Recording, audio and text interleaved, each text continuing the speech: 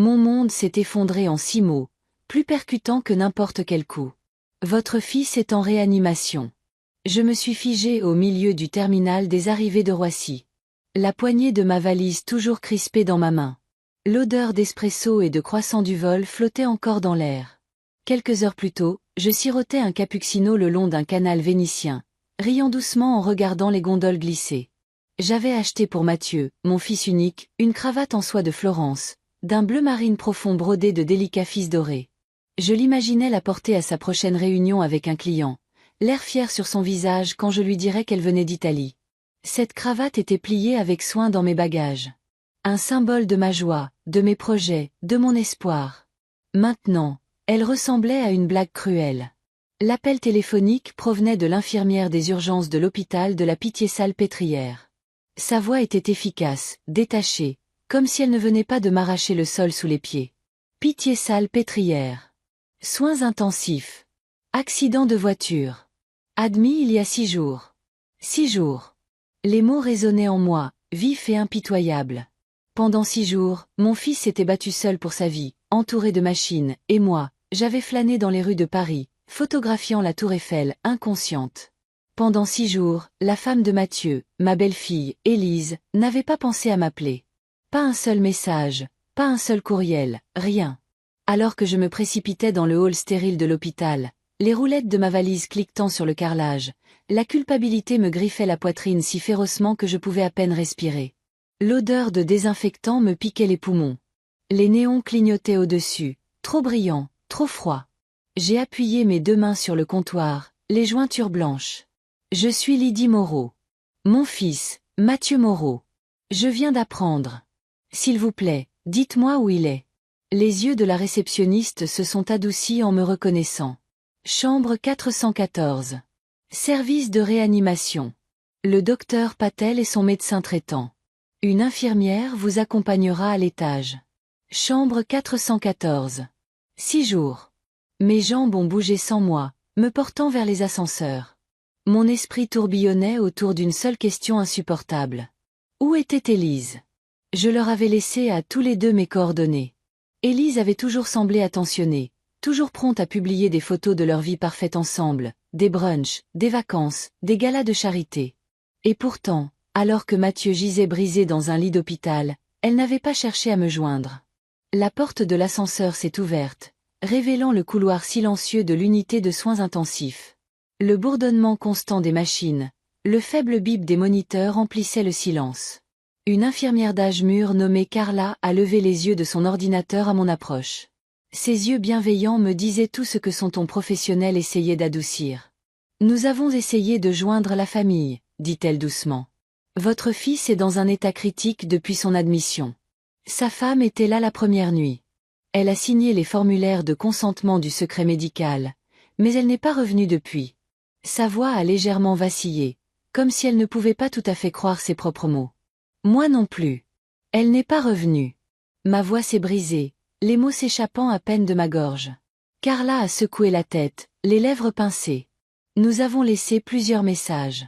Aucune réponse. Le sol sous moi s'est incliné. Élise avait laissé Mathieu seul, l'avait abandonné. J'ai fermé les yeux un instant, m'agrippant au mur pour me stabiliser. Je pouvais presque voir la cravate en soie dans ma valise, pliée avec soin entre des pulls, attendant d'être offerte à un fil qui ne vivrait peut-être jamais assez longtemps pour la porter. Une mère ne devrait jamais découvrir la trahison et la dévastation dans le même souffle. Mais c'est ce qui m'est arrivé. Cette nuit-là, alors que Mathieu se battait pour chaque respiration en réanimation, Élise ne veillait pas à son chevet. Elle a été photographiée riant sur le pont d'un yacht de luxe affrété au large de South Beach, à Miami. À Miami, une coupe de champagne à la main, le bras d'un autre homme nonchalamment enroulé autour de sa taille.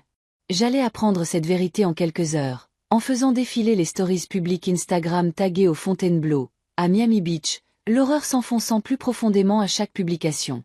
Pendant que mon fils gisait intubé, luttant contre la mort, sa femme était occupée à vivre le rêve, à faire la fête, à sourire, à prétendre qu'elle n'avait aucune obligation. Et quand j'ai gelé les comptes qu'elle vidait, Élise a paniqué. Son masque s'est fissuré.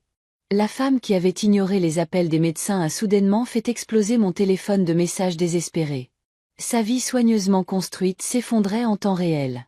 Mais cette révélation, cette vengeance est venue plus tard. À ce moment-là, alors que je me tenais à la porte de l'unité de soins intensifs, regardant le corps pâle et brisé de Mathieu, la vérité était déjà claire. Mon fils se battait pour sa vie, complètement seul, et la femme qui avait juré de l'aimer dans la maladie comme dans la santé avait disparu. J'ai senti quelque chose d'ancien monter en moi. La mère dont l'enfant gisait sans défense, la femme qui avait autrefois tout sacrifié pour sa famille. La force tranquille de toute une vie s'est réveillée, et j'ai fait un vœu silencieux. Élise m'avait sous-estimé. Elle pensait que mon absence signifiait la liberté, que le coma de Mathieu signifiait le silence. Elle avait tort. Ce n'était pas la fin de l'histoire de mon fils, et ce n'était pas la fin de la mienne. Les portes de l'unité de soins intensifs se sont ouvertes avec un léger souffle, comme un avertissement. Mes chaussures ont cliqué sur le sol poli alors que j'entrais. J'avais moins l'impression d'entrer dans un hôpital que de franchir un seuil dont je ne pourrais jamais revenir. Le couloir s'étendait devant moi, stérile, feutré, bordé de chambres où les machines bourdonnaient plus fort que les voix. Chambre 414. Le nom de mon fils était inscrit proprement sur un tableau blanc à l'extérieur de la porte.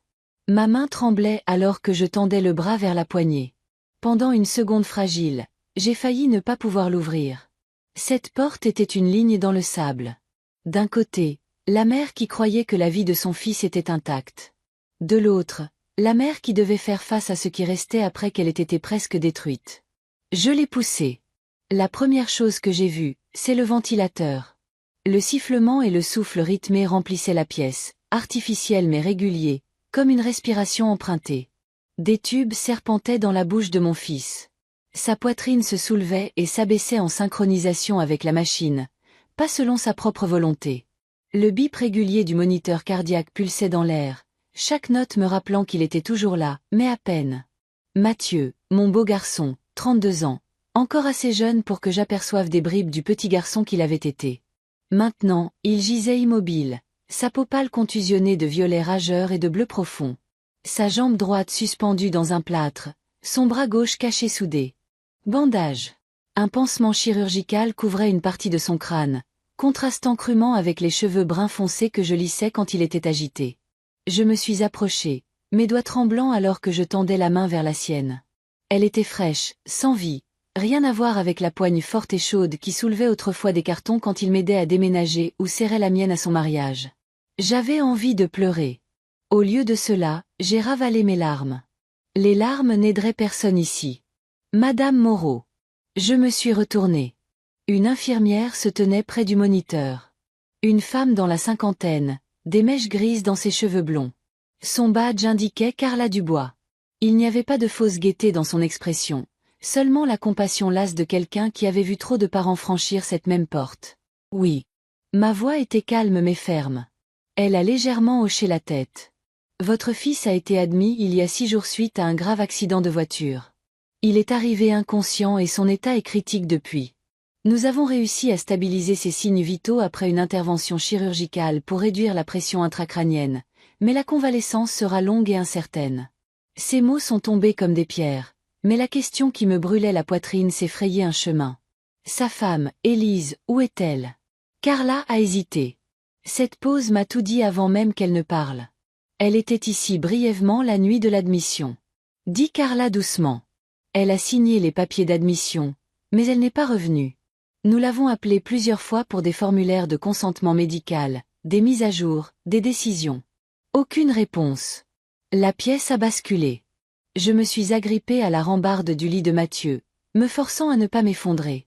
Elle n'est pas venue. Ma voix s'est brisée. Non. Les yeux de Carla se sont adoucis, mais son ton est resté professionnel. Vous devez savoir, Madame Moreau. Votre fils a besoin d'un défenseur en ce moment. Quelqu'un pour être sa voix. J'ai regardé le visage de Mathieu, meurtri et enflé au point d'être méconnaissable. Il ressemblait à un étranger enveloppé de fil et de plâtre. Pourtant, il était à moi, mon fils, mon unique enfant. J'ai pris une inspiration brusque, la forçant à passer la boule dans ma gorge. Merci, Carla. Je serai ce défenseur. Les mots m'ont stabilisé. Ils ont construit un mur contre le chagrin qui menaçait de me noyer. Je me suis penchée plus près, écartant une mèche de cheveux du front de Mathieu, en faisant attention de ne pas déranger les bandages. Ma voix était basse, destinée à lui seul. Je suis là maintenant. Je ne te quitterai plus. Les larmes ont pressé plus fort, mais je les ai refoulées. Je ne pouvais pas craquer ici. Pas quand il avait besoin que je sois forte. Alors je suis restée à ses côtés, ma main dans la sienne, ravalant mon chagrin tout entier. Parce que je savais à ce moment-là que je n'avais pas le droit de m'effondrer. Plus tard dans la soirée, un officier de police en uniforme est apparu à la porte de la chambre de Mathieu. Son badge indiquait inspecteur Morvan. Il avait l'air solennel de quelqu'un habitué à livrer de sombres vérités. Madame Moreau, dit-il tranquillement, j'étais le premier intervenant sur l'accident de votre fils. J'ai pensé que vous devriez connaître les détails. Je me suis levée, me préparant. Dites-moi, je vous en prie. Votre fils était passager. Sa femme, Élise, conduisait. La voiture a perdu le contrôle à grande vitesse et a heurté la glissière de sécurité. Mathieu ne portait pas sa ceinture. Il a subi les blessures les plus graves. Élise s'en est sortie avec à peine quelques égratignures. J'ai dégluti difficilement, mon estomac se tordant. Où est-elle maintenant? Sa mâchoire s'est contractée. Elle a quitté les urgences le soir même. A signé les formulaires d'admission, puis a disparu. Nous avons essayé de la contacter pour des questions de suivi, mais elle n'a pas retourné nos appels. Les mots sont tombés lourdement dans la pièce stérile. Élise, indemne, libre de partir. Élise disparaissant dans la nuit alors que son mari gisait brisé et inconscient. Je me suis lentement rassise dans le fauteuil à côté du lit de Mathieu. Les moniteurs de mon fils bipaient à un rythme régulier, remplissant le silence que l'inspecteur Morvan avait laissé derrière lui. Si vous étiez à ma place, que ressentiriez-vous? Pourriez-vous pardonner à une femme qui a abandonné votre enfant, son mari, alors que des machines forçaient l'air dans ses poumons? Pourriez-vous accepter le silence de la personne qui aurait dû lui tenir la main, et non pas s'enfuir? La question s'est logée dans mon cœur, pas seulement pour moi, mais pour quiconque écoutait. Le pardon est noble, dit-on. Mais qu'en est-il d'une trahison si profonde qu'elle laisse quelqu'un se battre pour sa vie, seul? J'ai regardé Mathieu. Ma main s'est refermée doucement sur ses doigts, meurtri et mou. Ma voix tremblait, mais je me suis penchée près de lui, chuchotant dans l'air stérile entre nous. Je découvrirai la vérité, Mathieu. Sur l'accident, sur Élise. Je te le promets. Le ventilateur a soufflé, le moniteur a bipé, et les ombres se sont allongées dans la pièce. J'ai posé mes lèvres sur sa tempe, en faisant attention au bandage. Tu ne seras plus jamais abandonné. Pas tant que je serai là. À la deuxième nuit à l'hôpital, l'épuisement me collait à la peau. Mon corps réclamait le sommeil, mais mon esprit refusait de se reposer. Chaque bip du moniteur me liait à Mathieu, mais il me rappelait aussi l'absence d'Élise. Elle avait disparu comme si le mariage n'était rien de plus qu'un contrat qu'elle pouvait déchirer quand cela devenait incommode. J'avais besoin de réponses. J'ai sorti mon ordinateur portable de mon sac. Des années dans la finance m'avaient appris une chose par-dessus tout. Les gens laissent des traces. Si Élise avait abandonné son mari, elle avait laissé des traces quelque part. Je me suis connectée au compte courant joint de la BNP Paribas que j'avais ouvert pour Mathieu et Élise comme cadeau de mariage. C'était censé être leur filet de sécurité, un petit coussin pour les urgences, quelque chose que je pensais leur apporterait la tranquillité d'esprit. La page a mis du temps à se charger. Le Wi-Fi de l'hôpital était lent. Mon souffle s'est coupé lorsque les débits de la carte American Express Platinum et les retraits du Crédit Agricole sont apparus. La liste s'étendait sur l'écran comme une confession. Il y a 6 jours, le lendemain de l'accident, le premier retrait est apparu. 2000 € en espèces d'un distributeur du Crédit Agricole à Miami. Puis un autre et un autre. Des frais d'hôtel d'un établissement en bord de mer. Des milliers d'euros de notes de restaurant. Une charge pour un yacht de luxe affrété au large de South Beach. Miami Charter, Carpe Diem, boutique de créateurs, champagne. Le total s'accumulait sans relâche, plus de 15 000 € en moins d'une semaine. J'ai pressé ma main contre ma poitrine, stabilisant ma respiration, pendant que Mathieu gisait immobile, recousu et brisé. Élise était à Miami, dépensant de l'argent destiné aux urgences. Notre argent. En faisant défiler plus loin, j'ai vu quelque chose de pire. Les charges étaient récentes. Quelques heures plus tôt, Élise avait dîné à 4 dans un restaurant où la note dépassait 1000 €. Des images ont commencé à surgir dans mon esprit. Élise sur le pont. D'un yacht affrété au large de South Beach, à Miami. Élise riant avec un homme qui n'était pas mon fils. Élise tenant une flûte de champagne comme si l'accident n'avait jamais eu lieu. Ma main a tremblé alors que je prenais mon téléphone. Il n'y avait qu'une seule personne en qui j'avais confiance pour agir rapidement. Arnaud Chêne, mon banquier privé de longue date à la BNP Paribas. Il m'avait guidé à travers des années d'investissement. Un homme dont l'intégrité n'avait jamais faibli. Il a répondu à la deuxième sonnerie, sa voix calme, familière. Madame Moreau, c'est un plaisir de vous entendre. J'espère que votre voyage s'est bien passé. Arnaud. Je l'ai coupé, mon ton plus sec que je ne l'aurais voulu. C'est une urgence. J'ai besoin que vous écoutiez attentivement. Sa voix a immédiatement basculé vers une préoccupation professionnelle. Bien sûr. Que s'est-il passé? Mon fils, Mathieu, est en soins intensifs. Sa femme, Élise, conduisait lors de l'accident. Elle s'en est sortie avec des égratignures et a depuis disparu. Ce soir, j'ai découvert qu'elle vidait leur compte courant joint à la BNP, dépensant des milliers d'euros à Miami en hôtel, yacht affrété au large de South Beach, et Dieu sait quoi d'autre. J'ai besoin que tous les comptes auxquels elle a accès soient gelés immédiatement. Il y a eu un silence d'une demi-seconde, puis le cliquetis rapide des touches de son côté. Compris. Donnez-moi le numéro de compte. Je l'ai égrené, ma voix ferme malgré la tempête en moi. Madame Moreau, dit Arnaud prudemment. Je peux confirmer de multiples débits American Express Platinum et des retraits du Crédit Agricole depuis Miami. Des dépenses de luxe, toutes récentes. Nous pouvons activer les protocoles de sécurité d'urgence. Ces cartes seront refusées à la prochaine tentative. Le soulagement s'est mêlé à une fureur froide dans ma poitrine. Faites-le. Bloquez tout. Et Arnaud, informez-moi de chaque tentative qu'elle fera. Je veux un enregistrement horodaté. Si elle essaie de fuir, je veux le savoir. Vous l'aurez, m'a-t-il assuré. Élie dit, je suis désolé. Vraiment. J'ai mis fin à l'appel, fixant la lueur de l'écran de l'ordinateur portable. Les débits American Express Platinum et les retraits du Crédit Agricole qui défilaient étaient plus que des chiffres. C'étaient des preuves. Élise n'avait pas seulement abandonné mon fils. Elle l'avait exploité. Elle l'avait laissé pour mort pendant qu'elle finançait son propre plaisir.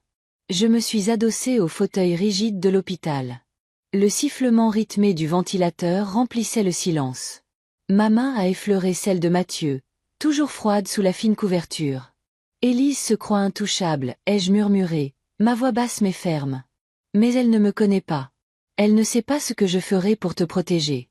Pendant 30 ans, j'avais été sous-estimée par des collègues qui prenaient la gentillesse pour de la faiblesse, par des voisins qui supposaient que mon silence signifiait consentement. J'avais élevé Mathieu avec patience, avec décence, avec intégrité. Mais ce soir, une force différente s'est agitée, pas bruyante, pas violente, silencieuse, chirurgicale. La force qui sait quand couper net et quand attendre. La justice sur papier. Geler ses comptes n'était qu'un début. Elle sentirait l'absence d'argent comme Mathieu sentait l'absence de sa main à son chevet. Chaque refus à un distributeur du Crédit Agricole, chaque charge d'hôtel rejetée, chaque moment gênant où une carte de crédit était refusée serait un message délivré sans mots. Vous n'êtes pas la bienvenue pour profiter de notre douleur. J'ai fermé l'ordinateur portable et j'ai brièvement reposé mon front contre le bras de Mathieu. Repose-toi maintenant, mon fils, ai-je murmuré. Je veillerai. Je me battrai à ma manière, et tu ne seras plus jamais laissé sans défense. Le moniteur bipait à un rythme régulier, chaque son un vœu. Élise avait laissé sa trace à l'encre et sur des reçus. Je l'avais trouvée, et maintenant je la suivais pas à pas jusqu'à ce que la vérité soit indéniable. Après qu'Arnaud eut gelé les comptes, je pensais pouvoir enfin me reposer. Mais le repos n'est jamais venu. La chambre d'hôpital était trop silencieuse. Mon esprit trop bruyant. L'écran de mon ordinateur portable brillait encore à côté de moi, jetant une lumière pâle sur le corps immobile de Mathieu. Les chiffres seuls ne suffisaient pas. J'avais besoin de voir. J'ai ouvert un navigateur et j'ai tapé le nom d'Élise. Son compte était privé, bien sûr, mais qu'Élise n'avait jamais été discrète sur son cercle d'amis. J'ai essayé quelques-uns de leurs noms, l'un après l'autre, puis je l'ai trouvé. La première photo est apparue comme une gifle. Élise se tenait sur le pont d'un yacht affrété au large de South Beach, le littoral de Miami derrière elle, la lumière du soleil rebondissant sur l'eau. Elle portait une robe d'été blanche qui fouettait dans le vent, une coupe de champagne levée haut, son sourire large et insouciant. Mais ce n'était pas son sourire qui m'a tordu l'estomac. C'était le bracelet autour de son poignet, de fins maillons d'argent sertis de petites pierres de saphir. Je le lui avais donné le jour où elle a épousé mon fils. Un cadeau de bienvenue dans la famille, choisi avec soin à Florence où je l'avais trouvé dans une boutique de bijoux faits à la main. J'avais dit, que ceci te rappelle toujours la promesse que tu as faite, le lien que vous partagez. Elle l'avait attaché à son poignet ce jour-là, les larmes aux yeux. Maintenant, il brillait sous le soleil de Floride, un insigne de trahison. En faisant défiler plus loin, mes mains tremblaient. Sur une autre photo, Élise s'appuyait contre un homme que je ne reconnaissais pas. Il était grand, bronzé, les cheveux gominés. Un sourire de prédateur plaqué sur son visage. Son bras était enroulé autour de sa taille comme si elle lui avait toujours appartenu. La légende disait, vivre le rêve. 3 jours de folie. Et ce n'est pas fini. 3 jours. Les mêmes 3 jours où la vie de mon fils avait été en jeu. Une autre photo. Élise riant face à l'appareil photo. La tête renversée en arrière. Le champagne se renversant dangereusement près du pont. L'homme l'embrassait sur la joue. Et là, sur sa main gauche, l'alliance de mon fils captait le soleil. L'anneau pour lequel Mathieu avait économisé, fait des heures supplémentaires, choisi avec tant de soin qu'il était nerveux de me le montrer. Elle le portait comme une breloque, une décoration pour une fête, tandis que l'homme qu'il Y avait placé gisait brisé dans un lit d'hôpital. Ma respiration est devenue courte, inégale. J'ai cliqué encore et encore, me punissant avec chaque nouvelle image. Élise drapée dans des vêtements de marque, se prélassant sur des coussins en cuir blanc, des boucles d'oreilles en diamants scintillants. Élise donnant une fraise à l'homme. Élise dansant pieds nus sur du bois poli, les cheveux lâchés, les yeux brillants d'une joie qu'elle n'avait jamais montrée à Mathieu en public. Chaque photo était un couteau, non seulement à cause de son absence, mais à cause de ce qu'elle avait choisi à la place. Elle ne pleurait pas. Elle ne faisait même pas semblant. Elle célébrait. Je me suis arrêtée sur une image plus longtemps que les autres. Élise se tenait à la balustrade, l'horizon s'étendant à l'infini derrière elle. Le bracelet entourait toujours son poignet, mais son autre main reposait sur la poitrine de l'homme. Et sur cette main, l'anneau, le symbole de l'amour de mon fils, de sa confiance. Le sifflement du ventilateur a rempli le silence alors que je fixais l'écran. La poitrine de Mathieu se soulevait et s'abaissait régulièrement uniquement grâce à la machine. Mon fils avait tout donné à Élise, et elle n'avait rien donné en retour, sauf la trahison. J'ai chuchoté dans la pièce, ma voix se brisant. Comment lui dire quand il se réveillera que c'est ce qu'elle était vraiment? La question est restée en suspens dans l'air stérile, plus lourde que n'importe quelle réponse. Pardon, loyauté, vœux, tous ces mots brisés par ces images. J'ai fermé lentement l'ordinateur portable, mon reflet faible sur l'écran sombre. Mes yeux semblaient plus vieux, plus vifs, comme si la vérité elle-même avait creusé des rides sur mon visage. Élise pensait que sa fête était cachée, protégée par la distance et le luxe. Mais elle avait laissé une traînée plus brillante que du néon. Photos, légendes, bijoux, symboles qu'elle ne pourrait jamais effacer. J'ai tendu la main vers celle de Mathieu, enroulant mes doigts autour de ses jointures meurtries. « Tu n'es pas seul, mon fils, ai-je murmuré.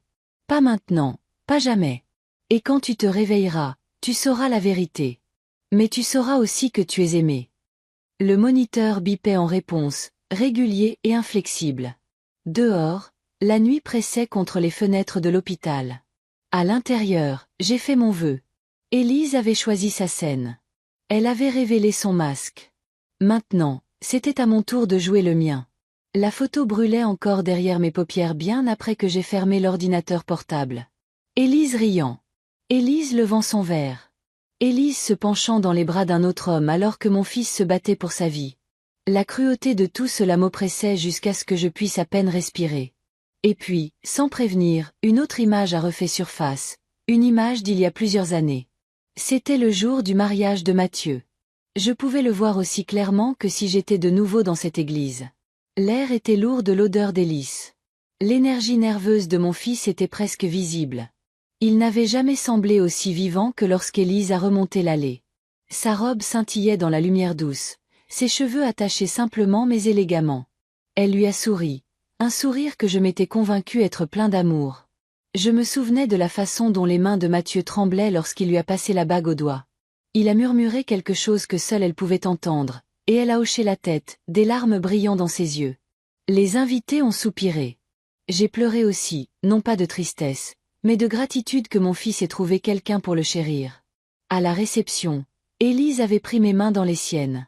Merci de m'accueillir dans votre famille, Madame Moreau, avait-elle dit avec une telle tendresse. Je vous promets que je prendrai toujours soin de lui. Sa voix tremblait, ses yeux vitreux d'émotion. Je l'avais cru. Maintenant, assise dans la lueur crue des machines de l'hôpital, cette promesse sonnait creux. La femme qui avait juré de prendre soin de lui pour toujours était maintenant drapée sur un yacht affrété au large de South Beach, à Miami. Sa coupe de champagne captant la même lumière du soleil qui se reflétait autrefois sur son alliance. Le moniteur bipant dans la chambre de Mathieu m'a ramené au présent. J'ai regardé son visage enflé, les tubes qui le maintenaient en vie, le plâtre immobilisant son bras. Il avait confié sa vie à Élise. Elle avait pris cette confiance et l'avait transformée en monnaie pour son propre plaisir. Le flashback est revenu, implacable. Élise dansant avec Mathieu, sa tête reposant sur son épaule pendant leur première danse. Les invités avaient encerclé la piste, applaudissant et acclamant. Mathieu m'a murmuré à l'oreille plus tard. Elle est tout ce que j'ai toujours espéré, maman. Je le sens. C'est le début de quelque chose de beau. Je lui avais souri, croyant en sa douceur, sa grâce, ses vœux.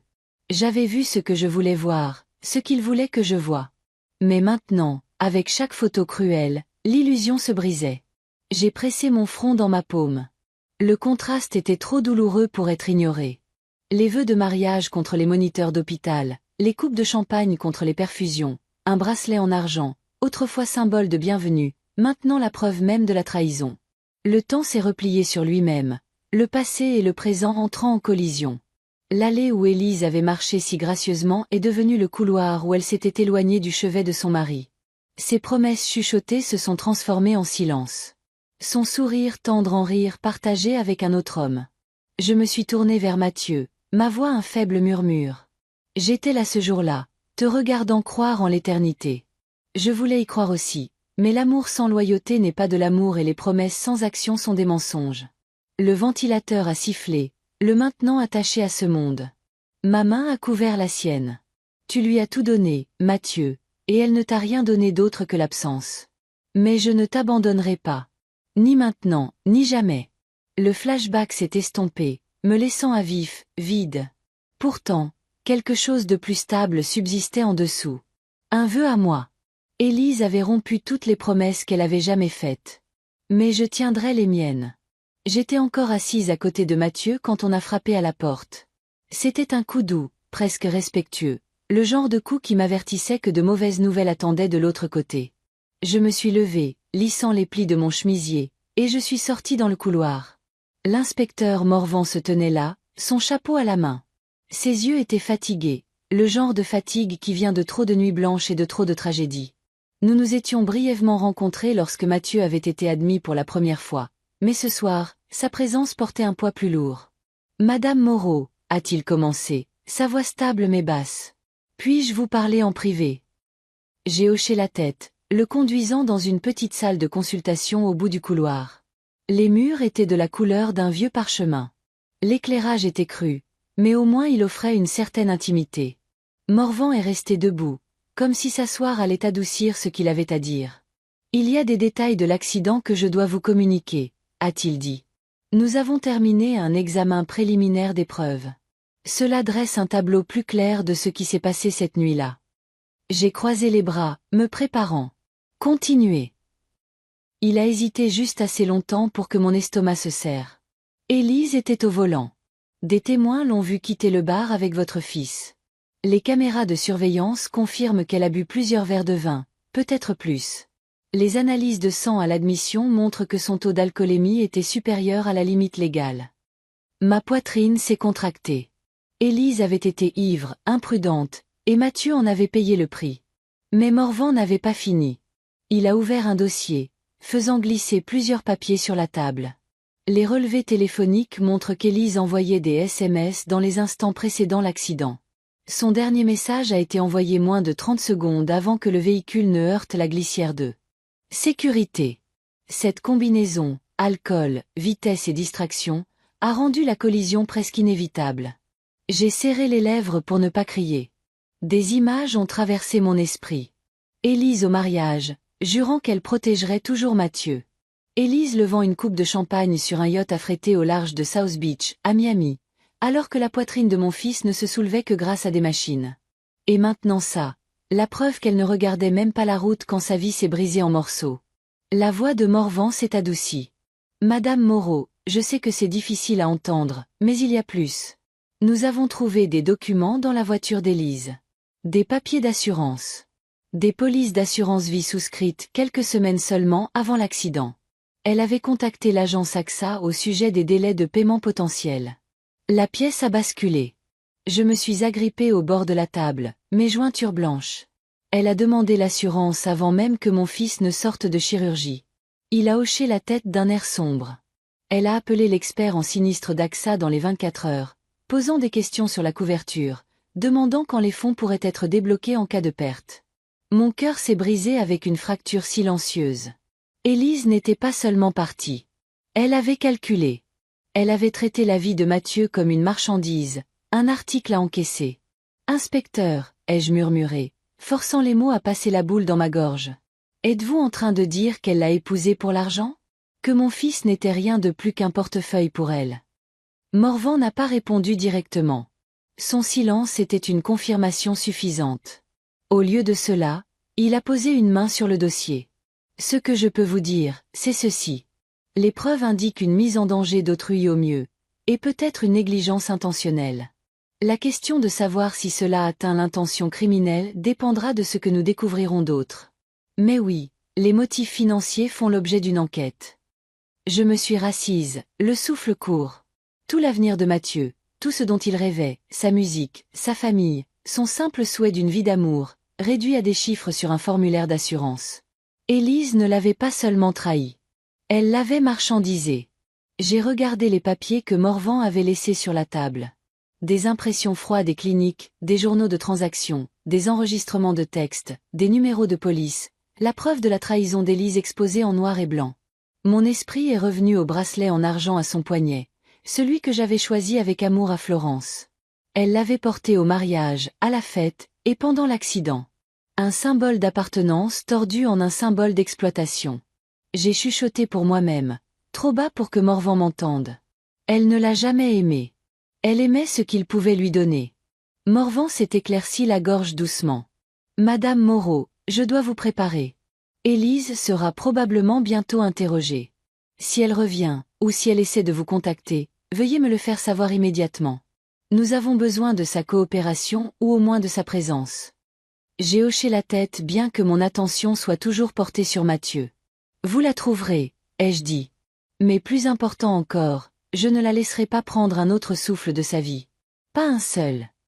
Morvan a croisé mon regard. Il n'y avait pas de pitié là, seulement du respect. Il a incliné son chapeau et m'a laissé seul dans la pièce stérile. Je suis resté un moment, fixant le dossier avant de retourner au chevet de Mathieu.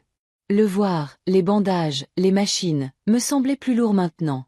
Chaque blessure, chaque ecchymose, n'était plus seulement le résultat du hasard, mais peut-être d'une intention. J'ai pris sa main dans la mienne et j'ai chuchoté. T'as-t-elle jamais vu comme autre chose qu'un compte en banque, mon fils? T'as-t-elle jamais aimé du tout?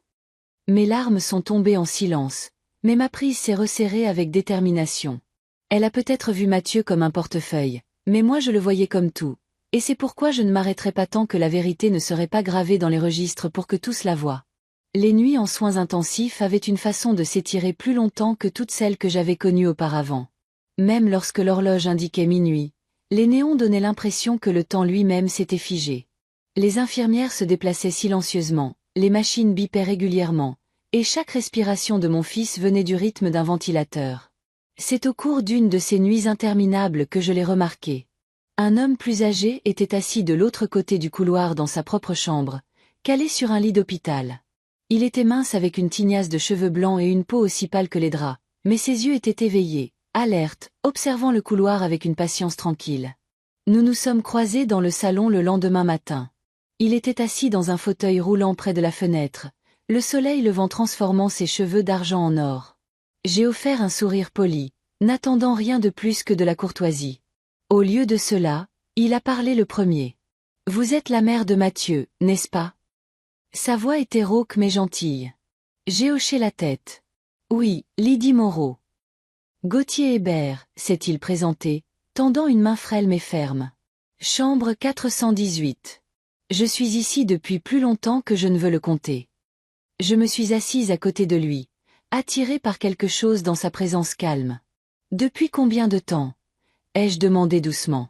3 mois, a-t-il répondu, jetant un coup d'œil au pied à perfusion qui le suivait comme une ombre. Mon cœur est faible. Il continue de me rafistoler. Mais il a haussé légèrement les épaules. Le temps a ses propres plans. Je ne savais pas quoi dire, alors j'ai simplement écouté. Ma femme, Éléonore, est décédée il y a 10 ans, a poursuivi Gauthier. Mes enfants, eh bien, disons simplement qu'ils ont refait leur vie. Je reçois une carte à Noël. Peut-être un appel pour mon anniversaire. La plupart du temps, c'est juste moi. Ces mots ne portaient aucune amertume, seulement une acceptation pragmatique qui me serrait la poitrine. Je suis désolé, ai-je dit tranquillement. Il a secoué la tête. Ne le soyez pas. Le regret gaspille le peu de force qu'il me reste. D'ailleurs, j'ai appris quelque chose dans cet endroit. Son regard a dérivé vers le couloir, puis est revenu vers moi. Quand on perd presque tout, sa santé, son partenaire, même sa famille, il y a encore une chose à laquelle il vaut la peine de s'accrocher. Qu'est-ce que c'est? Ai-je demandé, bien que je sentisse déjà la réponse dans mes os. La dignité, a-t-il dit simplement. Parfois, c'est la seule chose qui reste. Et si vous pouvez la garder, personne ne vous a vraiment pris votre vie. Les mots se sont installés profondément en moi, comme s'il avait atteint directement ma poitrine et touché la partie la plus à vif de mon chagrin. La trahison d'Élise, la souffrance de Mathieu, ma propre culpabilité impuissante. Ils avaient dépouillé tant de choses, mais la dignité, cela, c'était encore à moi de la garder. Et c'était à Mathieu de la reconquérir une fois qu'il se réveillerait. J'ai regardé Gauthier, voyant en lui non seulement un homme seul, mais un miroir, quelqu'un rejeté par ceux qui auraient dû l'aimer le plus, mais s'accrochant toujours à la seule vérité que personne ne pouvait effacer. Il m'a fait un petit sourire. Votre fils, il a de la chance. Il ne le sait peut-être pas maintenant, mais il se réveillera pour trouver sa mère toujours là. Cela compte plus que vous ne le pensez. J'ai tendu la main, couvrant sa main frêle de la mienne. Et vous n'êtes pas aussi seul que vous le pensez non plus, Gauthier. Pour la première fois depuis des jours, j'ai senti les coins de ma bouche se relever en quelque chose qui ressemblait à un sourire. Son reflet de ma propre lutte m'a donné de la force, de la dignité. Oui, ça au moins, Élise ne pourrait jamais nous le prendre. C'était le 3e matin depuis mon retour d'Europe quand Élise a finalement montré son visage. J'étais au poste des infirmières en train de passer en revue le dossier de Mathieu avec Carla lorsque le cliquetis de talons hauts a résonné dans le couloir. Le son était si discordant dans ce couloir stérile que toutes les têtes se sont tournées. Elle était là, Élise Moreau, ma belle-fille. Ses cheveux parfaitement coiffés, son maquillage impeccable, comme si elle arrivait pour un déjeuner plutôt que pour rendre visite à son mari en soins intensifs. Elle portait un sac à main en cuir sous le bras et un dossier de papier serré trop fort dans sa main. Madame Moreau, a salué Carla prudemment, son ton professionnel cachant le tranchant en dessous. Élise l'a ignoré, ses yeux balayant au-delà de moi vers le bureau de l'infirmière en chef. Je suis ici pour les formulaires de réclamation AXA, a-t-elle dit sèchement. Je dois finaliser des papiers sur la police de Mathieu. Les mots m'ont transpercé. Pas « comment va-t-il » pas « puis-je le voir » seulement « formulaire de réclamation AXA ».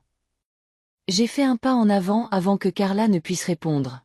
Élise, ma voix était basse, stable, bien que je sente la brûlure de la fureur dans ma poitrine. Mathieu est dans la chambre 412, inconscient, respirant grâce à des machines, et les premiers mots qui sortent de ta bouche concernent l'argent. Elle a cligné des yeux, puis a relevé le menton, son expression lisse. Quelqu'un doit être responsable, Lydie. Sais-tu à quel point tout cela va coûter cher? Les médecins, la chirurgie, la rééducation, s'il y arrive. La police existe pour une raison. Je fais juste ce que Mathieu voudrait.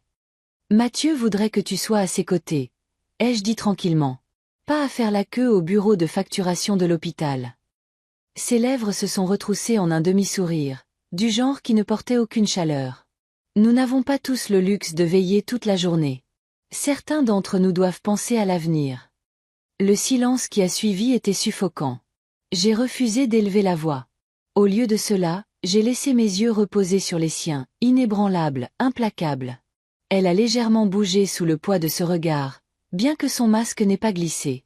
À ce moment-là, l'inspecteur Morvan est apparu au coin du couloir. Il suivait l'affaire de Mathieu, et son timing n'aurait pas pu être plus précis. « Madame Élise Moreau », a-t-il dit, sa voix sèche, professionnelle. « Nous devons parler. » Sa tête s'est tournée brusquement vers lui. « Inspecteur, j'étais juste en train de... » « Je sais exactement ce que vous étiez en train de faire, » a coupé Morvan. Il a désigné le dossier dans sa main. Tentez d'initier une réclamation sur une police alors que votre mari est encore en vie. C'est un comportement inhabituel. Le visage d'Élise a rougi, la première fissure dans son sang-froid poli. J'essayais seulement de m'assurer que les choses étaient en ordre. Les hôpitaux coûtent de l'argent. Vous ne pouvez pas vous attendre à ce que j'assume cela seul. J'ai alors parlé, mon ton mesuré mais inflexible. Personne ne t'a demandé d'assumer quoi que ce soit. Les médecins ont seulement demandé que tu restes, que tu défendes ton mari, et tu as disparu. 6 jours, Élise. 6 jours il est resté ici et tu n'étais nulle part. Son regard a vacillé juste un instant, trahissant la culpabilité. Ou peut-être l'agacement d'être acculé. Je devais m'éloigner. J'étais traumatisée, moi aussi. Morvan a croisé les bras. Les personnes traumatisées ne louent généralement pas de yacht au large de South Beach, à Miami. La couleur a quitté son visage. Elle a ouvert la bouche pour protester, mais Morvan a levé une main. Gardez ça pour plus tard. Nous passerons en revue vos activités plus tard. Pour l'instant, je veux que vous quittiez cet étage. Vous ne devez rien signer, ne touchez à aucun document financier jusqu'à nouvel ordre. Elle s'est alors tournée vers moi, les yeux brillants. Tu penses que tu peux m'exclure de ça? Je suis sa femme. Cet argent est autant à moi qu'à lui. J'ai senti quelque chose d'ancien s'agiter en moi. La même force qui m'avait porté à travers le veuvage, à travers l'éducation de Mathieu seul, à travers chaque sacrifice silencieux. Je me suis approchée, ma voix baissant jusqu'à un quasi-murmure. Le mariage t'a peut-être donné son nom, Élise, mais il ne t'a pas donné son âme. Elle lui appartient toujours. Et pendant qu'il se bat pour sa vie, tu ne le traiteras pas comme un compte en banque. Pour une fois, Élise n'a pas eu de réponse. Le silence pesait sur elle. Sur nous tous. Elle s'est agitée inconfortablement, puis a refermé son dossier d'un coup sec. Ce n'est pas fini, a-t-elle sifflé avant que Morvan ne la guide fermement dans le couloir. Je suis restée figée, la légère odeur de son parfum flottant encore dans l'air, si déplacée dans un lieu rempli d'antiseptiques et de chagrin. Lentement, je suis retournée au chevet de Mathieu. Il n'avait pas bougé, ne s'était pas agité, mais je me suis penchée près de lui, pressant doucement mon front contre sa main. Elle est venue, ai-je chuchoté. Mais pas pour toi. Pas comme elle aurait dû. Ne t'inquiète pas, Mathieu. Elle ne touchera plus à un seul PN de ta vie sans passer par moi d'abord. Le moniteur a bipé régulièrement, son rythme correspondant maintenant à ma détermination. Élise avait essayé de transformer mon fils en un chèque de paie, mais je transformerais chacune de ses tentatives en preuve. Et le moment venu, elle réaliserait que la dignité, la sienne, la mienne et la nôtre, était quelque chose qu'elle ne pourrait jamais acheter. Cette nuit-là, après qu'Élise eût été escortée dehors, l'hôpital s'est calmé pour retrouver son étrange rythme. Le ventilateur soufflait, les moniteurs pulsaient, et le grincement occasionnel de semelles en caoutchouc résonnait dans le couloir. J'étais assise près du lit de Mathieu, l'épuisement pesant lourdement, mais mon esprit refusait de se reposer. J'ai sorti de mon sac à main un petit carnet en cuir, que je portais depuis des années. Les pages étaient remplies de listes, de pensées éparses, de prières que je n'avais jamais prononcées à voix haute. Ce soir, cependant, j'ai ouvert une page blanche et j'ai commencé à écrire. Mon très cher Robert, le stylo semblait maladroit dans ma main au début, mais les mots ont coulé plus vite que prévu. Si tu pouvais nous voir maintenant, tu saurais pourquoi je suis rentrée plus tôt. Je pensais surprendre notre garçon avec des chocolats de Paris, une cravate en soie de Florence. Au lieu de cela, je suis entrée dans un cauchemar. 6 jours, Robert. 6 jours il est resté ici, des machines le maintenant en vie, et je me promenais dans des rues étrangères comme si le monde n'avait pas changé. Ma gorge s'est nouée en écrivant, mais je me suis forcée à continuer. Élise était là quand il a été admis. Elle a signé les papiers, puis elle est partie. Elle est juste partie. Morvan me dit qu'elle a à peine été égratignée. Elle aurait pu rester. Elle aurait pu lui tenir la main. Au lieu de cela, elle a disparu. Et maintenant elle revient, non pas pour le réconforter, mais pour signer des formulaires de réclamation AXA. J'aimerais pouvoir dire que je suis surprise. Tu as toujours dit qu'elle voulait la sécurité plus que l'amour. Je voulais croire que tu avais tort. J'ai fait une pause, regardant la courbe du nez de Mathieu, les bandages sur son front, le léger soulèvement et abaissement de sa poitrine. Sais-tu ce qui me hante le plus? La pensée qu'elle ne l'a peut-être jamais vu que comme un portefeuille. Qu'elle a dit oui, non pas parce qu'elle aimait notre fils, mais parce qu'elle aimait la vie qu'il pouvait lui offrir. Et moi, je l'ai accueilli. J'ai acheté la robe, arrangé les fleurs, lui ai donné le bracelet de ma mère à porteur. Je pensais aider Mathieu à construire un avenir. Maintenant, tout ce que je vois, c'est la trahison.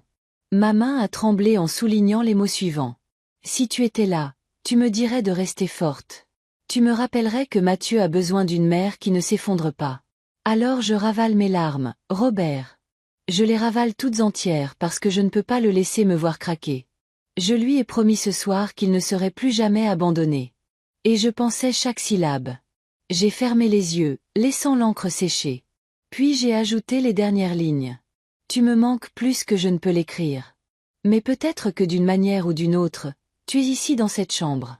Si c'est le cas, donne à notre garçon la force de se battre pour revenir et donne-moi la force de monter la garde jusqu'à ce qu'il le fasse. J'ai signé seulement avec mes initiales, LM, puis j'ai posé le stylo. Soigneusement, j'ai arraché la page du carnet, les plié en deux et les glissé dans la poche intérieure de mon sac à main. Je ne l'enverrai pas. Personne ne la lirait jamais. Mais savoir qu'elle était là, ma vérité sur papier, me stabilisait comme une encre jetée dans des eaux sombres, m'empêchant de dériver trop loin dans le désespoir. J'ai rangé le carnet, j'ai pris la main de Mathieu et j'ai chuchoté doucement. Ton père aurait été fier de toi, et il m'aurait dit ce que je sais déjà. Je ne la laisserai pas gagner. Le moniteur a bipé sa réponse régulière. La lettre non envoyée reposait contre mon flanc, silencieuse mais inflexible, témoin d'une promesse que j'avais l'intention de tenir. Le lendemain matin, j'étais encore assise près du lit de Mathieu lorsque mon téléphone a vibré avec un message sécurisé d'Arnaud Chêne. Arnaud était mon banquier privé à la BNP Paribas depuis plus de 2 décennies. Un homme qui parlait en chiffres comme d'autres parlaient en poésie. J'ai ouvert le fichier qu'il m'avait envoyé, et j'ai senti mon estomac se tordre alors que la vérité s'étalait sur l'écran. Chaque transaction racontait une histoire, et cette histoire était celle d'Élise. Il y avait des virements, petits au début, puis de plus en plus audacieux, vers un compte que je ne reconnaissais pas. Le nom qui y était attaché était Daniel Mercier, un homme dont Arnaud avait rapidement retracé l'identité. Adresse à Miami, pas d'emploi connu. Les réseaux sociaux jonchés de yachts affrétés au large de South Beach, de champagne, et d'un sourire qui semblait répéter dans tous les miroirs de toutes les boîtes de nuit. La note d'Arnaud était concise. Professionnelle mais lourde de sous-entendus. Votre belle-fille a transféré des fonds à cet homme pendant des mois. Près de 40 000 € au total. L'activité s'est accélérée dans les jours qui ont suivi l'accident de Mathieu. J'ai fait défiler plus loin. Des achats de créateurs, des retraits d'espèces, des paiements de séjour dans la ville de Daniel, le tout avec l'écriture d'Élise. Sa signature claire comme le jour. La piste papier ne se contentait pas de murmurer la trahison. Elle la hurlait. Je repensais à ses vœux de mariage, à sa voix tremblante alors qu'elle promettait de chérir Mathieu dans la maladie comme dans la santé. Je l'avais cru à l'époque. Je voulais y croire. Mais maintenant, en regardant ces chiffres, je réalisais qu'elle avait écrit ses propres vœux ailleurs, en chiffres et en décimales, adressés non pas à mon fils mais à un autre homme. Le poids de tout cela m'a écrasé jusqu'à ce que mes mains tremblent. J'ai posé le téléphone sur mes genoux, j'ai fermé les yeux et j'ai respiré lentement, comptant chaque inspiration comme Robert me le rappelait autrefois lorsque la panique montait trop vite. Quand j'ai rouvert les yeux, le document me fixait toujours, indéniable. J'ai murmuré, plus pour moi-même que pour quiconque d'autre. Le papier ne ment jamais. Carla est passée à ce moment-là, s'arrêtant pour vérifier la perfusion de Mathieu. Elle m'a jeté un coup d'œil, ainsi qu'au téléphone dans mes mains. Et bien que je n'ai rien dit, elle a semblé comprendre. Parfois, la vérité se présente sous forme de paperasse, a-t-elle murmuré avant de continuer son chemin. Ces mots sont tombés comme une confirmation, un miroir de mes propres pensées. J'ai repris le téléphone et j'ai sauvegardé le rapport d'Arnaud dans un dossier crypté séparé. J'ai su alors qu'Élise n'était pas seulement négligente, pas seulement égoïste, elle était délibérée. Elle avait construit son plan d'évasion avec l'argent de mon fils, pièce par pièce, transaction par transaction, jusqu'à ce que la trahison devienne son style de vie. Mes yeux sont revenus sur Mathieu. Il avait l'air si jeune, allongé là, si sans défense, sa vie réduite à des moniteurs et des machines. J'ai effleuré doucement sa main et j'ai chuchoté. « Ne t'inquiète pas, mon amour. J'ai la preuve maintenant. » Elle ne peut plus se cacher derrière de jolis mots ou des sourires peints. Le papier montre qui elle est vraiment. J'ai glissé le téléphone dans mon sac à main, à côté de la lettre pliée que j'avais écrite à Robert. Deux vérités se côtoyaient, l'une ancrée de ma propre main, l'autre estampillée dans des relevés financiers. Ensemble, elles seraient mes armes, silencieuses, constantes, indéniables. L'unité de soins intensifs était plus froide la nuit, non pas en température, mais en esprit. Le bourdonnement des machines devenait plus fort lorsque les couloirs se vidaient, que les visiteurs rentraient chez eux et que les infirmières marchaient à pas plus doux. J'étais assise dans le fauteuil près du lit de Mathieu, mes mains jointes autour des siennes, et le silence pesait comme un poids. J'ai étudié son visage, à moitié caché par les bandages, enflé aux endroits où le verre l'avait coupé, pas là où la couleur aurait dû être. Sa poitrine se soulevait et s'abaissait au rythme régulier du ventilateur, un rythme que je détestais et auquel je m'accrochais en même temps. En me penchant en avant, j'ai chuchoté. « Tu te souviens du jour où tu as essayé de marcher pour la première fois, Mathieu ?» Ma gorge s'est nouée en parlant, mais j'ai laissé le souvenir venir. Tu avais 9 mois, une petite chose têtue. Tu t'es hissé à la table basse, tu as vacillé comme un marin sur une mer agitée, puis tu as lâché prise. Ton premier pas était de travers, ton deuxième une embardée. Mais tu n'as pas pleuré. Tu as ri. Et j'attendais les bras ouverts, prête à te rattraper si tu tombais. J'ai écarté une mèche de cheveux rebelles de son front, en faisant attention de ne pas déranger les bandages. Et nous revoilà. Tu te bats pour bouger, pour respirer, pour te réveiller. Et comme à l'époque, j'attends, les bras ouverts. Cette fois, je ne ferai pas que te rattraper. Je monterai la garde jusqu'à ce que tu puisses marcher seul à nouveau. Mes mots se sont brisés, mais j'ai continué. Tu m'entends, mon cœur? Tu n'es pas seul. Tu ne seras jamais seul. Pas tant que j'aurai un souffle dans mon corps. Le moniteur a bipé doucement. Régulier mais impersonnel, comme s'il se moquait de l'intimité de ma promesse. J'ai serré sa main plus fort, laissant mes larmes couler librement pour une fois. Je les avais ravalées toute la semaine, gardant mes forces pour la paperasse, pour les inspecteurs, pour les manigances d'Élise. Mais ici, dans le noir, il me semblait sûr de les laisser couler. J'aimerais que ton père soit là, ai-je murmuré. Il aurait su quoi dire. Il a toujours cru en toi, en ta force. Et il m'aurait dit ce que je sais déjà, que ce n'est pas la fin. C'est seulement un autre pas, chancelant et petit, mais le début de la marche à nouveau. J'ai fermé les yeux, respirant l'air antiseptique. J'ai pensé à la lettre pliée dans mon sac à main, non envoyée, lourde de vérités que je ne pouvais pas partager. J'ai pensé au rapport d'Arnaud. La trahison d'Élise écrite en noir et blanc. Et j'ai pensé aux photographies que j'avais vues. Élise riant avec un autre homme pendant que Mathieu était ici, attaché à des machines. Sais-tu ce qui fait le plus mal? Ai-je chuchoté. Ce ne sont pas ces mensonges. C'est la pensée que tu l'as cru. Que tu lui as donné ton cœur, ta confiance, et qu'elle a échangé contre du champagne et des fêtes sur un yacht à Miami.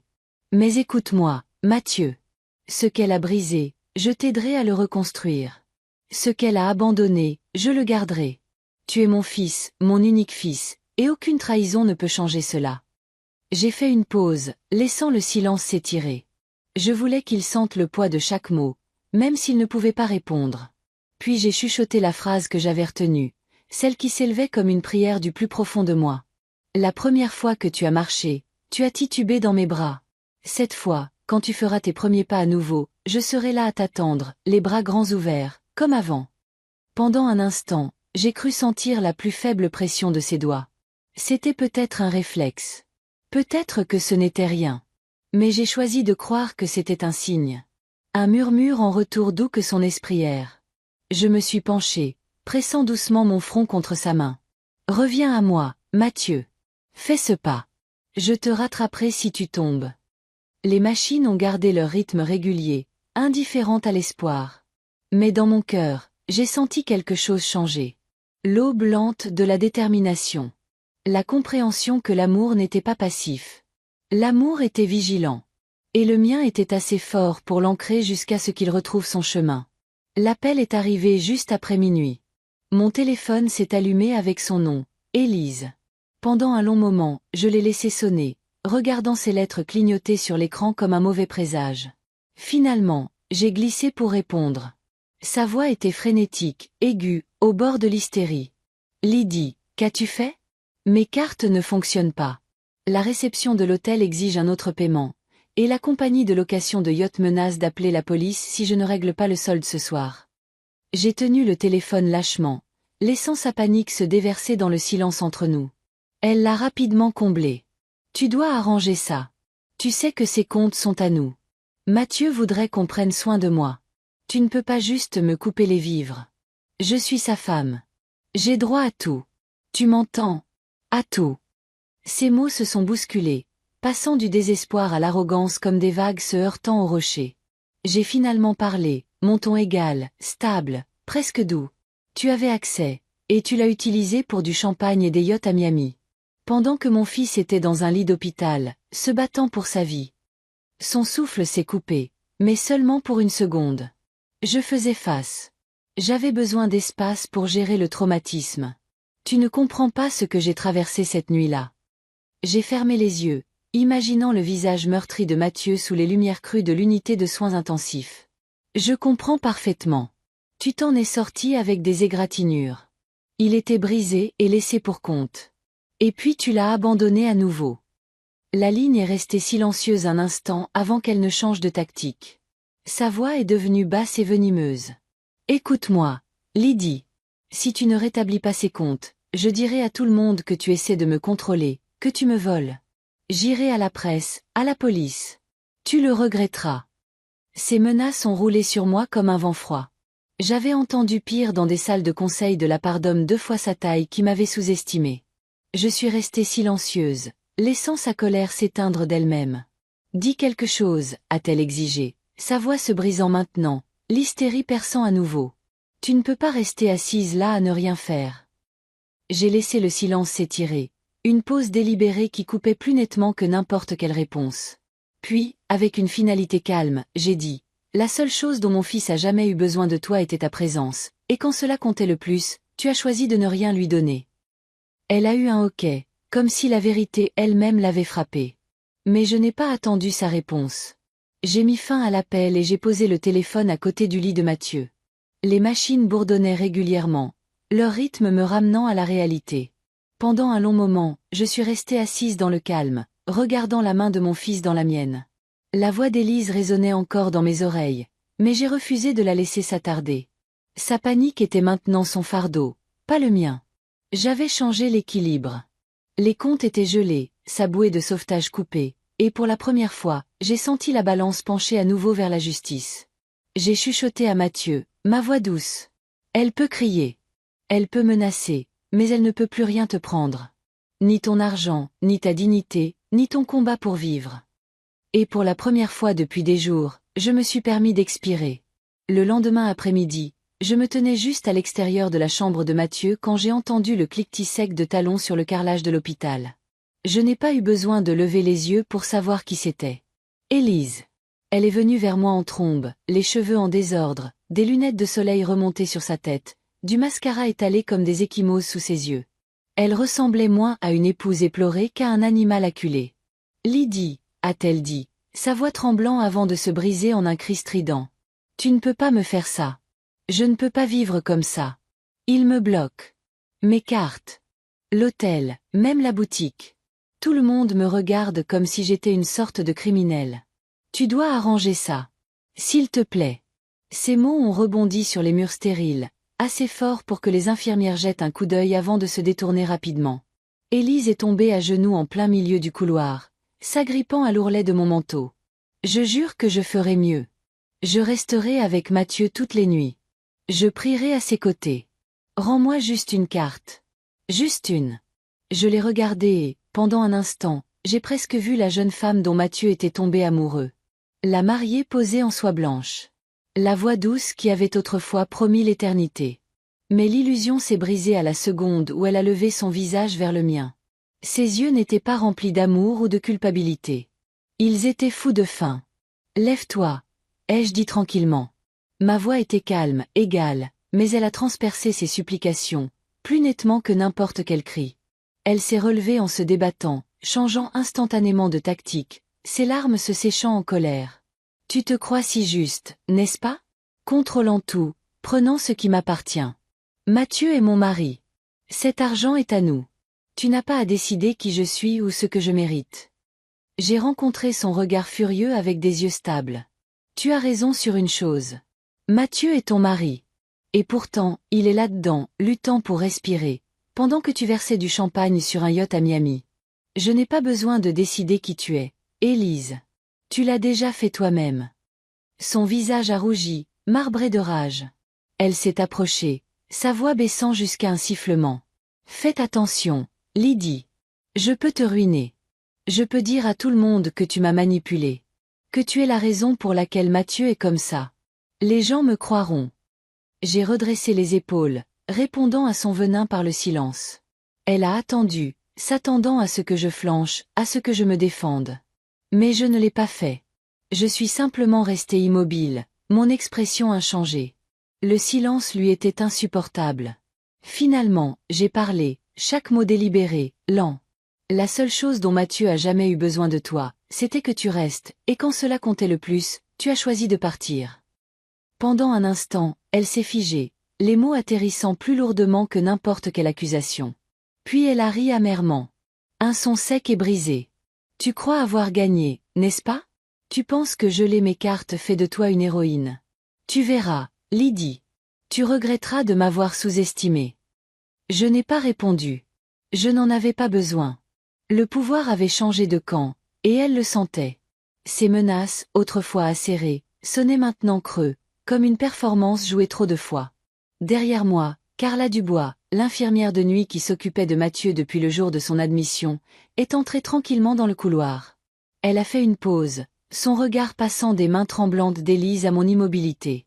Elle n'a pas dit un mot, mais ses yeux m'ont tout dit, respect, solidarité, même admiration. Elle avait vu Élise disparaître, m'avait vu veiller toutes les nuits.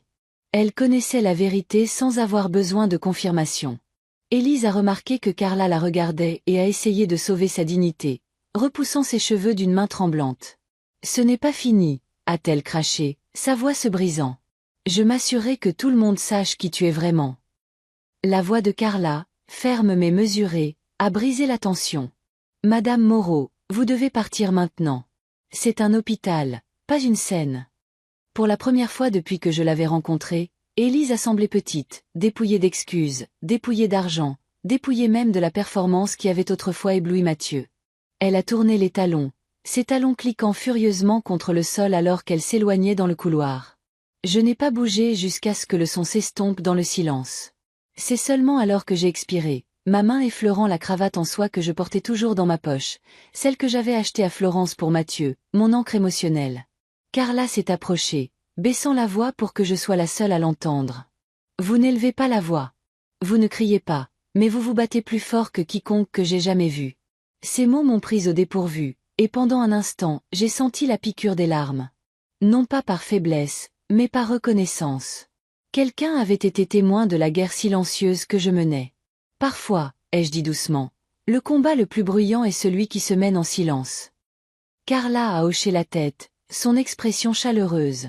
Puis elle est retournée dans la chambre de Mathieu, me laissant seule dans le couloir où l'ombre d'Élise venait de s'attarder. Je suis restée là un moment de plus, laissant le calme s'installer.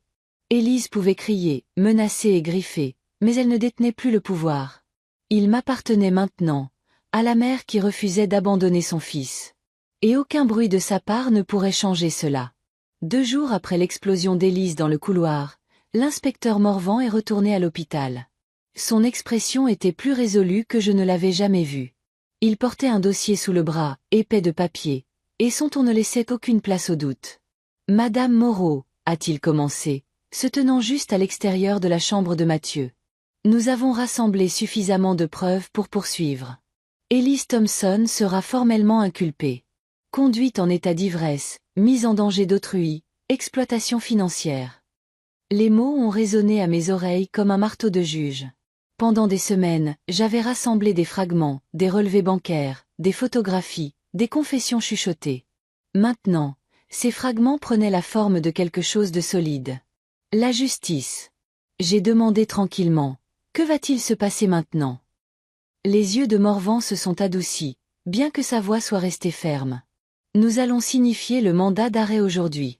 Elle sera arrêtée et interrogée. L'angle de l'assurance, les comptes secrets, la conduite imprudente, tout cela sera présenté. Il est peu probable qu'elle comprenne à quel point les choses sont déjà allées loin. Comme par hasard, une agitation s'est élevée du hall en bas. Des cris, des talons frappant le carrelage, puis la voix d'Élise, reconnaissable même à distance. Vous ne pouvez pas me faire ça. Je suis sa femme. En quelques minutes, 2 officiers en uniforme l'ont escortée à l'étage. Elle avait l'air sauvage, les cheveux en bataille, sa veste glissant d'une épaule, les yeux flamboyants de désespoir. Quand elle m'a vue, elle s'est jetée en avant, seulement pour être retenue par les officiers qui lui tenaient les bras. « C'est ta faute », a-t-elle crié. « Tu as monté tout le monde contre moi. J'étais censée avoir le contrôle. Tu comprends? C'est mon mari. Cet argent, cette assurance, c'était à moi. Tu as tout gâché. » Ces mots ont fendu l'air, brut et frénétique. Mais Morvan n'a pas bronché. Il a lu les charges à voix haute, sa voix stable couvrant ses protestations stridentes. « Elise Thompson, vous êtes en état d'arrestation pour conduite en état d'ivresse, mise en danger d'autrui entraînant des blessures graves, et exploitation financière d'un adulte vulnérable. » Élise s'est tordue violemment, sa voix se brisant en un sanglot. « Non, je ne voulais pas que tout cela arrive. C'était juste une erreur. Il était censé aller bien. Mathieu était censé aller bien. Je suis restée là, silencieuse, mes mains fermement jointes devant moi. À l'intérieur, mon cœur s'est serré au son de sa panique, mais pas par sympathie. C'était le cri creux de quelqu'un qui voit ses illusions s'effondrer et qui sait qu'il n'y a plus personne à blâmer qu'elle-même. Elle a essayé une dernière fois, sa voix se brisant alors qu'elle me regardait directement. « Lydie, s'il te plaît, dis-leur. Dis-leur que j'avais juste peur. Tu sais que je l'aimais. Tu sais que je ne le pensais pas. » J'ai soutenu son regard, mais je n'ai rien dit. Pas un mot. Le silence était ma réponse finale, et il pesait plus lourd que n'importe quelle accusation que j'aurais pu prononcer. Morvan a fait un signe de tête aux officiers. « Emmenez-la !» Ils ont emmené Élise, ses cris résonnant dans le couloir, s'affaiblissant à chaque pas. Les infirmières et les patients ont tourné la tête, mais personne ne l'a arrêtée. Personne ne l'a défendue. Quand le couloir a de nouveau été silencieux, Morvan s'est tourné vers moi. Je sais que cela n'efface pas la douleur, mais c'est un début. J'ai laissé échapper un lent soupir, réalisant que je l'avais retenu. Oui, ai-je chuchoté. C'est un début. Dans la chambre de Mathieu, le rythme régulier du moniteur cardiaque continuait, un rappel du vrai combat encore à venir. Mais au moins maintenant, l'ombre qui nous avait hantés tous les deux était traînée à la lumière.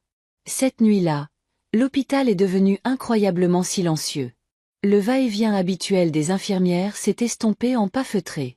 Même les machines semblaient plus douces, comme si l'unité de soins intensifs elle-même retenait son souffle.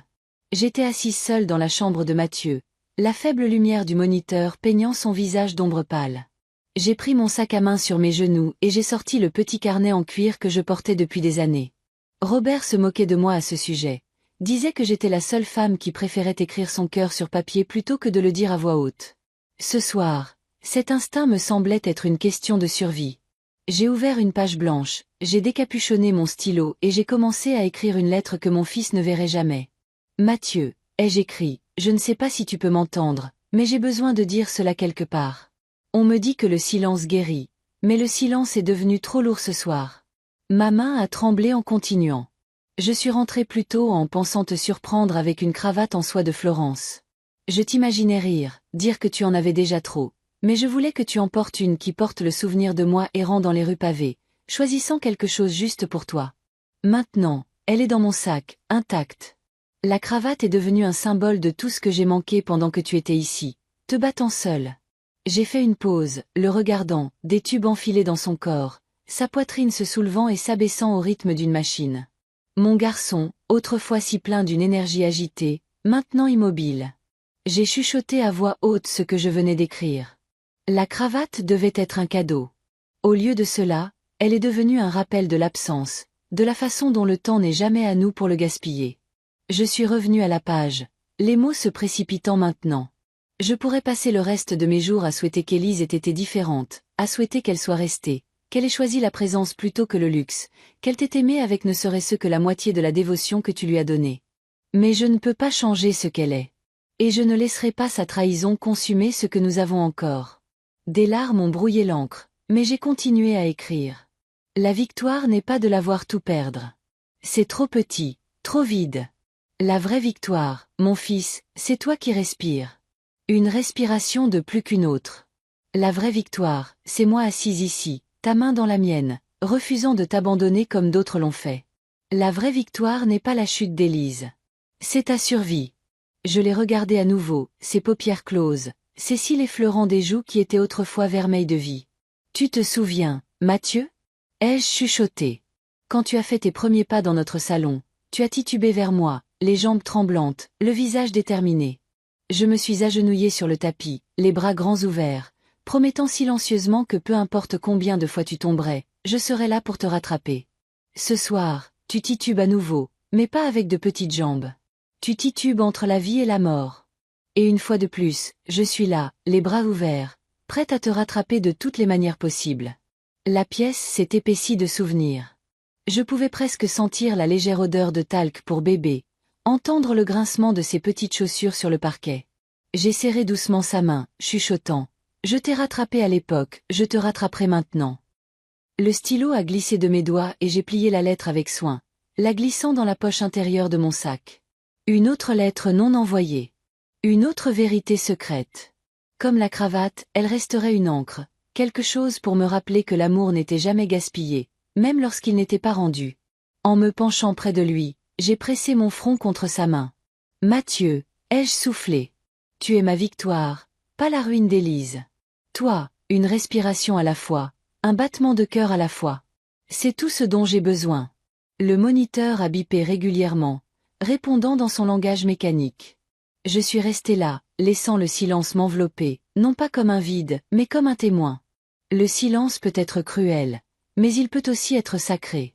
Cette nuit-là, dans le calme de l'unité de soins intensifs, j'ai découvert la différence. Avant de fermer les yeux dans le fauteuil rigide de l'hôpital, j'ai attrapé une fois de plus la cravate en soie dans mon sac. Je l'ai déroulée doucement et l'ai drapée sur le dossier du lit de Mathieu, laissant le tissu capter la faible lumière. Quand tu te réveilleras, ai-je chuchoté, ceci t'attendra, non pas comme un cadeau, mais comme la preuve que je ne suis plus jamais partie. J'ai croisé les bras sur le côté de son lit et j'y ai posé ma tête, la cravate scintillant faiblement dans la lueur. La victoire ne se mesurait pas en bataille judiciaire ou en compte gelé. La victoire se mesurait ici, dans cette chambre fragile où l'amour demeurait même lorsque tout le reste avait été dépouillé. La vibration de mon téléphone m'a surprise dans le silence de la chambre de Mathieu. Je m'étais à moitié endormie dans le fauteuil, ma tête encore lourde d'avoir écrit cette lettre que je n'enverrai jamais. L'écran s'est allumé, sa lueur crue traversant la pénombre de l'unité de soins intensifs. C'était un SMS d'Élise. Pendant un instant, j'ai juste fixé son nom, flottant là comme un fantôme que j'avais essayé de bannir. Contre tout instinct, je l'ai ouvert. Ces mots étaient simples, mais ils m'ont transpercé net. Il te haïra pour toujours.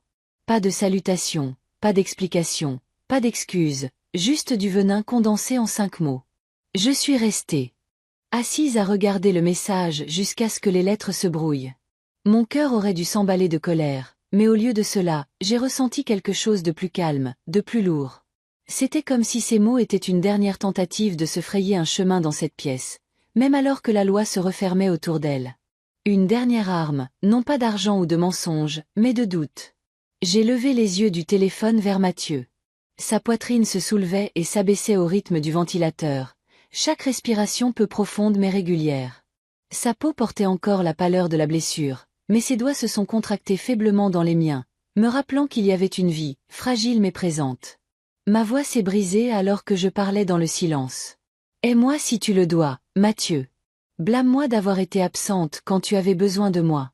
Reproche-moi les choix que j'ai faits, d'avoir fait confiance à Élise, de ne pas avoir vu clair en elle plus tôt. Mais haine ou amour, colère ou pardon, rien de tout cela ne change cette seule vérité. Je suis là et je ne te quitterai plus. Le téléphone a vibré une fois de plus, une autre notification d'Élise, mais j'ai refusé de regarder. Au lieu de cela, j'ai éteint l'écran et je l'ai posé face contre la table de chevet, comme pour sceller ces mots hors de cet espace sacré. Élise pouvait crier dans le vide de sa propre création. Je ne porterai plus son poison. J'ai lissé le bord de la couverture de Mathieu et j'ai laissé ma main reposer légèrement sur son bras. Le sifflement de l'oxygène a rempli la pause, un étrange réconfort dans sa constance. Sais-tu, mon fils, ai-je chuchoté. Quand tu étais petit, tu t'accrochais à moi après des cauchemars. Tu tremblais et pleurais et jurais que les ombres étaient réelles. Et je te disais quelque chose que je crois encore plus ardemment maintenant. Les ombres peuvent effrayer, mais elles ne peuvent pas faire de mal si la lumière est proche. En ce moment, Élise pense que son ombre te suivra. Que ces mots tacheront la façon dont tu me vois. Mais regarde-moi, Mathieu. Même si tes yeux sont fermés, regarde-moi avec la partie de toi qui écoute encore. Je suis la lumière, et je ne faiblirai pas. Les larmes me brûlaient les yeux, mais je ne les ai pas laissées couler. Je voulais ma voix stable, ma main inébranlable. Je me suis penché plus près, posant doucement mes lèvres sur sa tempe, en faisant attention au bandage. Ta femme veut peut-être que tu me haïsses, mais la haine ne coûte pas cher. La vie est trop précieuse pour la gaspiller. Ce qui compte, Mathieu, c'est que tu respires, que tu guérisses, que lorsque tu ouvriras les yeux, tu saches que tu n'as jamais été abandonné, pas par moi. Du coin de l'œil, j'ai aperçu la cravate en soie drapée sur la rampe du lit, captant un faible scintillement de la lueur du moniteur. Cette petite encre m'a stabilisé. Elle m'a rappelé que j'avais déjà choisi quel genre de victoire importait. Pas la ruine d'Élise, pas ses malédictions, mais être ici quand cela comptait le plus. Je me suis adossé au fauteuil, mes doigts toujours entrelacés avec ceux de Mathieu. Les mots d'Élise résonnaient faiblement dans ma tête, mais ils n'avaient plus de poids. C'était juste du bruit à l'extérieur de la vitre de cette chambre, impuissant face aux vœux que j'avais faits. Haine ou amour, ai-je chuchoté à nouveau dans le silence. Tu es mon fils, et je suis là. Les machines ont répondu avec leur bourdonnement régulier, comme si elles étaient d'accord. J'ai fermé les yeux, laissant le rythme me porter, plus ébranlé par le dernier message d'Élise. J'avais perdu toute notion du temps dans cette chambre. Les jours se fondaient dans les nuits, marqués seulement par les changements de service des infirmières et le pouls régulier des machines. J'avais appris le rythme des moniteurs de Mathieu comme s'ils étaient des hymnes. Chaque bip était à la fois un fardeau et une bénédiction, la preuve qu'il était toujours là. Ce matin-là, la lumière filtrait à travers les stores en fines rayures dorées, peignant son visage pâle d'une faible chaleur. Je tenais sa main comme je le faisais toujours, mon pouce effleurant ses jointures, chuchotant de petites choses justes pour remplir le silence. Des histoires de son enfance. Des rappels du monde qui attendait au-delà des murs de l'hôpital. Le jardin commence à fleurir, Mathieu. Ton père m'aurait taquiné pour avoir planté trop tôt encore une fois. Puis quelque chose a changé. C'était si petit au début, j'ai cru l'imaginer. La plus faible pression de ses doigts contre les miens. Je me suis figé, retenant mon souffle, craignant que le moindre mouvement ne brise le fil fragile entre nous. Ses paupières ont vacillé une fois, deux fois, puis ont commencé à se soulever lentement.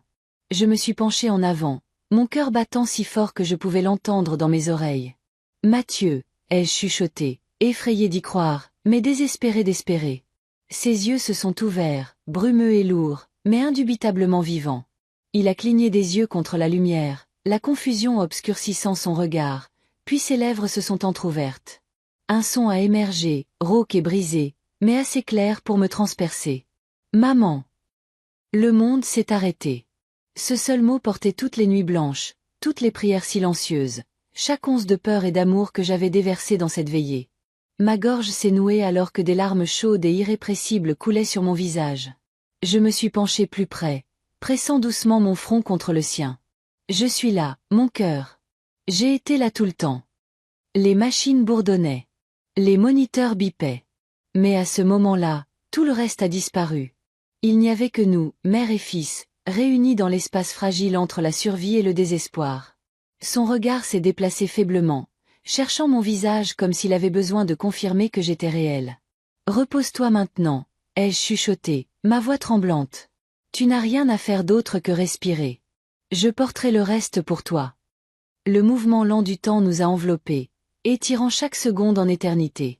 Mes larmes ont trempé le drap de lit où nos mains se rencontraient, mais je ne les ai pas essuyées. Elles n'étaient pas honteuses. Elles étaient sacrées.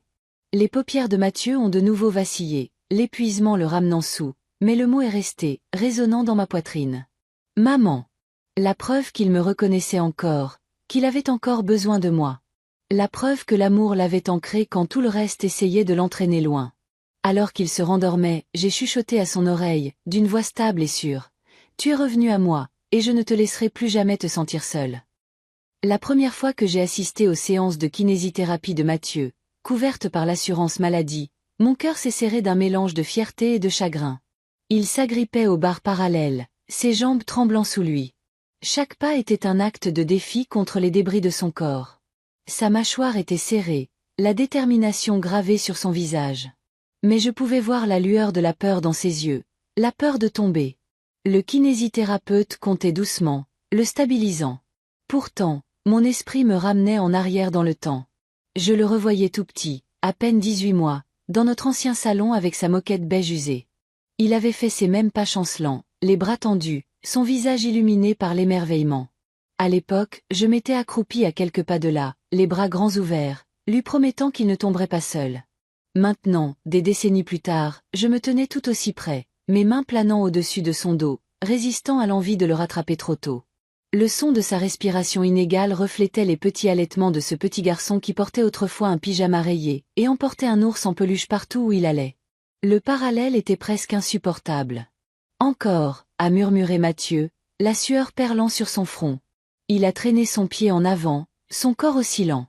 Le thérapeute a ajusté sa posture, mais c'est sa propre détermination qui l'a porté. Ma gorge s'est nouée. Je voyais les deux versions de lui en même temps, le petit garçon titubant vers moi et l'homme adulte, brisé mais inflexible, se frayant un chemin pour revenir du bord de la mort. J'ai réalisé alors que rien n'avait vraiment changé. Les rôles étaient les mêmes. Il marchait toujours vers moi, et je me tenais toujours prête à le soutenir. Le temps avait tracé un cercle autour de nous, liant le passé et le présent en un moment fragile et puissant.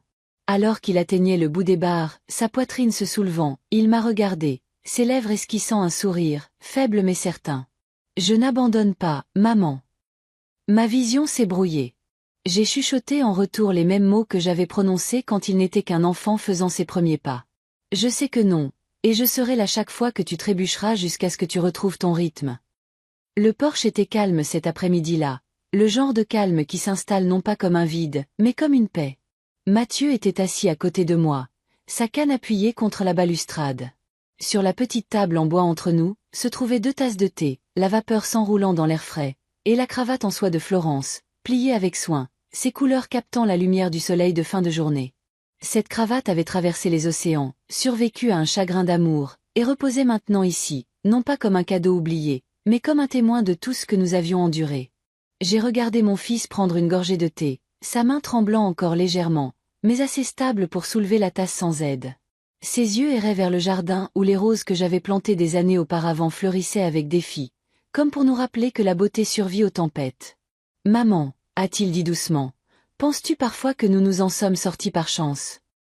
J'ai secoué la tête, sentant le poids de ma réponse. Pas la chance. La persévérance, la grâce, et le refus de lâcher prise quand tout essayait de nous séparer. Il m'a regardé alors avec la même expression qu'il avait enfant en cherchant ma main. La confiance mêlée à l'espoir. Et dans ce regard, j'ai trouvé les mots qui reposaient dans ma poitrine depuis des semaines. La victoire, ai-je chuchoté, mes doigts effleurant la cravate en soie, ce n'est pas de faire payer Élise. La victoire, c'est de voir mon fils se tenir à nouveau debout, même si ce n'est qu'un pas, et de savoir que je ne t'ai jamais lâché. La main de Mathieu s'est resserrée sur la mienne. Puis, lentement, il s'est levé avec sa canne, testant son équilibre.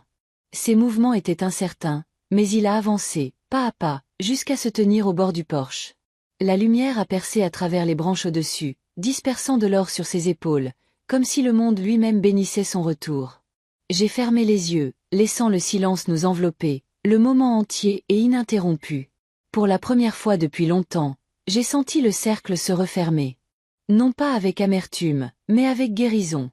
Parfois, le miracle ne frappe pas à votre porte. Il attend tranquillement que vous soyez prêt à ouvrir votre cœur. Prenez soin de vous, et nous nous reverrons dans la prochaine histoire.